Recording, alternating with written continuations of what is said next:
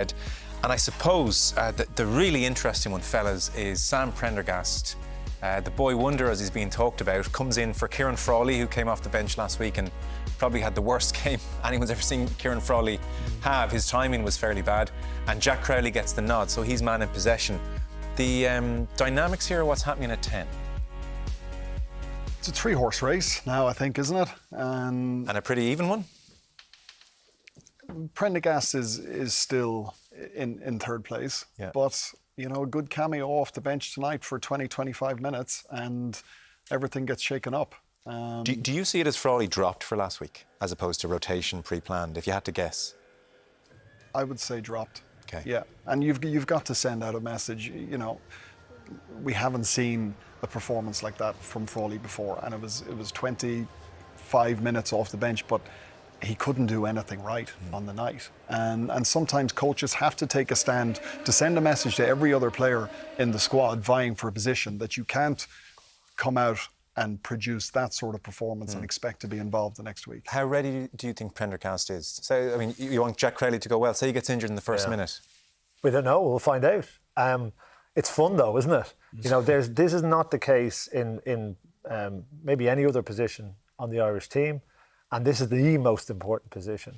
And there's something, I don't know, very joyous about seeing a young lad like Prendergast getting off a bus, you know, into this cauldron of an atmosphere with his whole career in front of him. And, you know, he plays with a freedom, he plays with excitement and a joie de vivre, whatever you call it. He's very talented. Very, very talented. And he's the anointed one, isn't he? You know, and from a long time ago, like he was playing under 16 and, you know, he was going to be the next Johnny Sexton, the next Ron Nogar, the next whoever you want to say.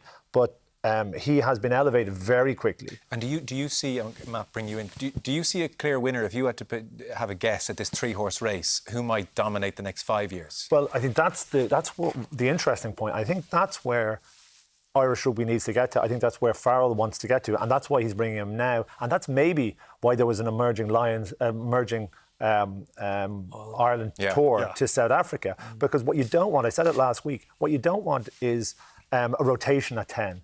No. You know, you want strength and depth, but you want a boss. Okay. And listen, Frawley had a very difficult game last week. It wasn't good.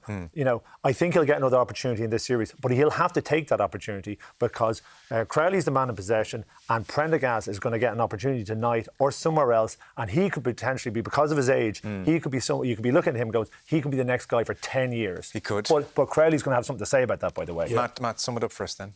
Yeah, it's when you lose a great, nothing grows in the shadow of a great.